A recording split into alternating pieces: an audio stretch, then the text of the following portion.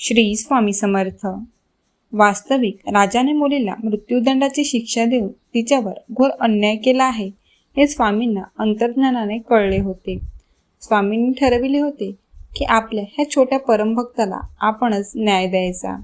म्हणून मारेकरी जेव्हा त्या मुलीला घेऊन घनदाट रानात गेले तेव्हा स्वामी अदृश्य रूपात आपल्या ह्या चिमुकल्या परमभक्ताबरोबर गेले. मुलगी ज्या औदुंबराच्या झाडाखाली बसली होती तिथून जवळच एक दगडी शिळेवर स्वामी बसले. मुलीला त्यांनी दर्शन दिले. स्वामी आपल्या सोबत आहेत ह्याचे तिला समाधान वाटले. प्रत्यक्ष वध करण्यापूर्वी मारेकऱ्यांनी मुलीला शेवटची इच्छा विचारली तेव्हा तिने स्वामींना भेटायची इच्छा व्यक्त केली.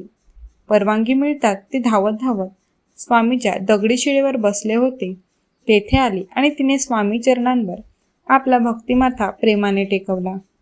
आपल्या अश्रूंनी स्वामींचे चरण धुतले आणि म्हणाली, स्वामी तुमच्या भक्तिराज्यात मला आता सामावून घ्या. स्वामींनी तिला मोठ्या प्रेमाने उठवले. तिच्या सर्वांगाला अत्यंत प्रेमाने स्पर्श केला. त्या क्षणी त्या मुलीचे देखण्या राजपुत्रात रूपांतर झाले. स्वामींनी मारेकऱ्यांना खुणेने जवळ बोलावले आणि सांगितले, तुमच्या राजाला आणि सावकाराला ताबडतोब येथे घेऊन या.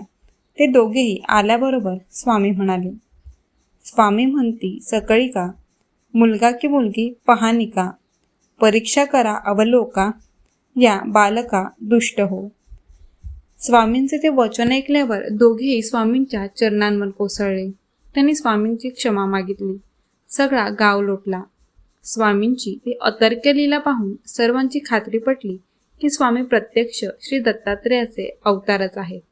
सावकाराने आपल्या ह्या राजबिंड्या मुलाला वाजत गाजत पुन्हा घरी आणले. त्याचा थाटात विवाह करून दिला. स्वामींनी दोघांना आशीर्वाद दिले. आपल्या भक्तांवर संतुष्ट असणाऱ्या स्वामी समर्थांनी आजपर्यंत त्या सर्वांना प्रेमाने जवळ केले आणि अभय दिले की काहीही संकट आले तरी अजिबात घाबरू नका, मी तुमच्या सोबत आहे. तुमचा हात मी माझ्या हातात घट्ट धरला आहे. काळजी अजिबात करू नका. आपल्या परमभक्तावर त्यांची गरुड नजर सतत असते. म्हणून माझ्या प्राणप्रिय स्वामी भक्तांनो, तुम्ही सतत स्वामींच्या नामस्मरणात राहा. त्यांच्या चरणांची मनाने विलीन व्हा.